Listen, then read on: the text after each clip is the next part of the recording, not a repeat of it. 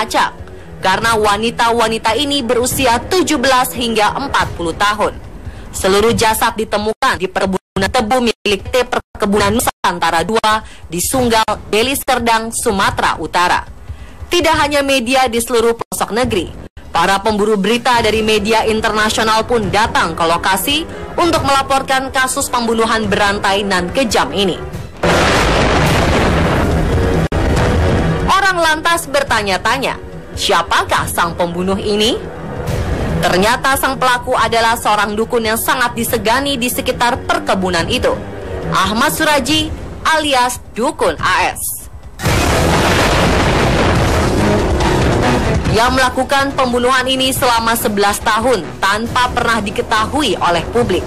Bagaimana kejahatan ini bisa terungkap?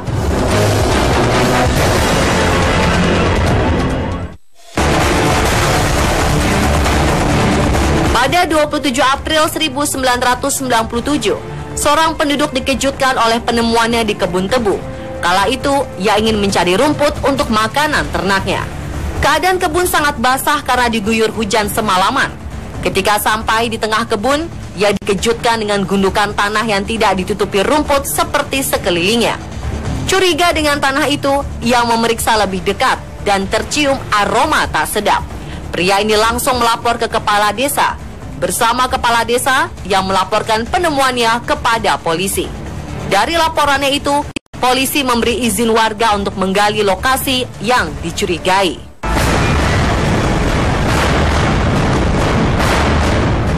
Enam warga kembali ke lokasi kebun tebu dan menggali gundukan tanah itu.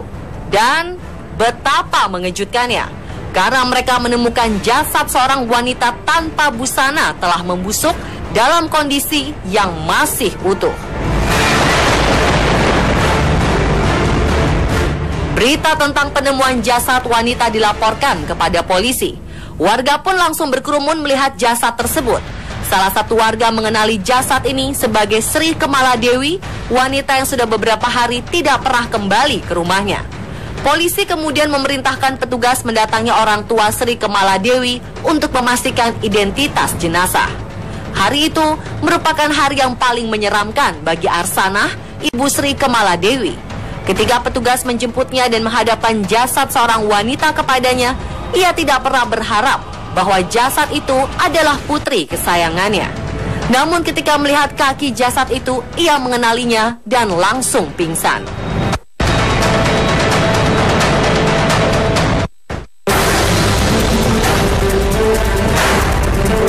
Jasad Sri Kemala Dewi pun dibawa ke rumah sakit untuk divisum. Hasil visum melaporkan bahwa wanita ini tewas karena dicekik. Awalnya petugas sempat mencurigai sang suami sebagai pelaku pembunuhan karena pasutri ini sempat bertengkar beberapa hari sebelumnya. Namun seorang tukang becak bernama Andreas Wito kemudian datang memberi laporan kepada polisi bahwa 3 hari yang lalu ia mengantar Dewi ke rumah Dukun AS. Andreas memberanikan diri melaporkan ini kepada polisi karena curiga dengan pesan terakhir penumpangnya ini. Dewi berpesan agar jangan memberitahukan siapapun termasuk kedua orang tuanya bahwa ia pergi ke rumah Dukun AS. Keterangan tukang beca ini kemudian ditelusuri oleh polisi. Mereka menggeledah rumah dan perkarangan Dukun AS dan menemukan sejumlah barang yang dicurigai bukan milik dari keluarga Dukun tersebut. Orang tua Dewi kembali dipanggil untuk mengenali barang anaknya. Hasilnya, sebagian dari barang-barang yang ditemukan polisi memang benar milik dari Dewi, termasuk baju terakhir yang dipakai Dewi ketika pamit dari rumah. Berdasarkan bukti-bukti yang dikumpulkan, Dukun AS pun ditahan dan ditetapkan sebagai tersangka atas pembunuhan Sri Kemala Dewi. Meskipun bukti sudah mengarah pada perbuatannya, Dukun AS masih belum mau mengakui perbuatannya.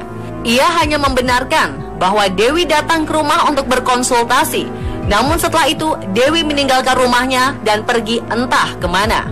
Selain Dewi, polisi menduga bahwa korban Dukun AS tidak hanya satu. Mengingat barang-barang lain yang ditemukan di rumah Dukun AS bukan hanya milik Dewi saja.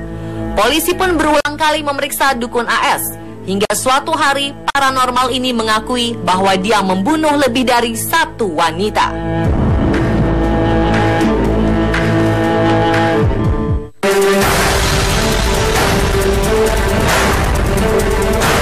Desa Aman Damai, sebuah desa di Kabupaten Deli Serdang, Sumatera Utara, memang mencerminkan suasana yang damai dan tentram. Desa yang sebagian besar wilayahnya menjadi kebun tebu ini didiami oleh penduduk yang mencintai ketenangan.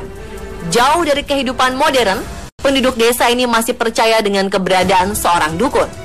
Ahmad Suraji alias Dukun AS merupakan paranormal yang paling disegani di desa itu.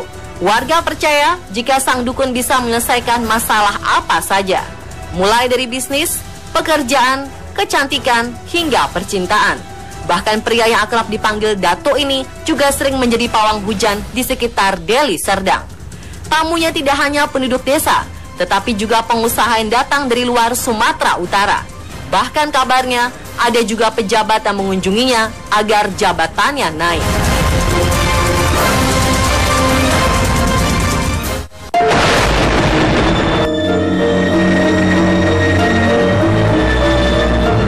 Suraji alias Dukun AS dilahirkan pada 12 Desember 1952.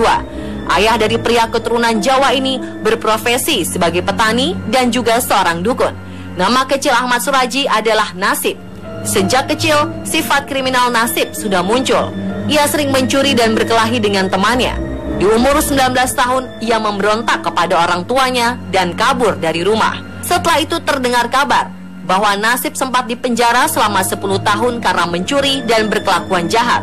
Setelah bebas dari penjara, ia kerap mencuri hewan milik warga. Ia membunuh hewan-hewan itu dengan klewang, sejenis senjata mirip golok. Nasib pun mendapat gelar klewang di belakang namanya. Memasuki usia 31 tahun, Nasib klewang kembali dipenjarakan karena laporan penduduk terhadap pencurian lembu yang dilakukannya.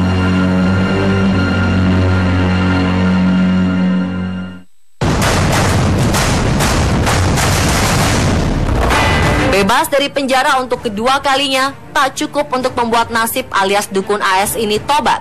Hasratnya untuk melakukan kejahatan malah semakin tidak terkendali.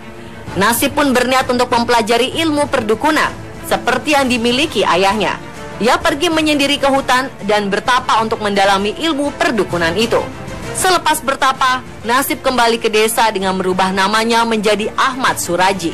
Ia sengaja mengubah namanya karena ingin memulai kehidupan yang lebih baik. Ia menikah dengan Tumini dan menjalankan kehidupan sebagai petani. Beberapa tahun kemudian, ia memperistri 2 adik Tumini lainnya. Dari 3 pernikahannya, Ahmad Suraji memperoleh 9 anak. Selain bertani, Ahmad Suraji pun menawarkan jasa paranormal untuk membantu para warga yang masih percaya dengan hal-hal gaib. Ketiga istri yang membantu memasarkan namanya kepada tetangga, hingga akhirnya nama Dukun AS menjadi tersohor. Menghidupi 3 istri dan 9 orang anak ternyata tidak gampang. Ahmad Suraji kerap kekurangan uang, meskipun banyak yang datang membayar jasanya sebagai paranormal. Selain itu, Ahmad Suraji masih menyimpan keinginannya mewujudkan mimpi yang kerap menghantuinya di malam hari. Di dalam mimpinya, sang ayah berpesan untuk melakukan sesuatu agar dia mendapatkan kekuatan gaib.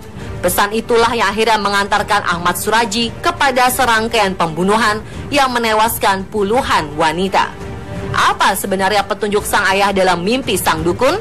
Bagaimana ia bisa membujuk 42 wanita tersebut hingga berhasil membunuh mereka? Saksikan kelanjutan kisah Dukun AS besok hanya di On The Spot Killing Series.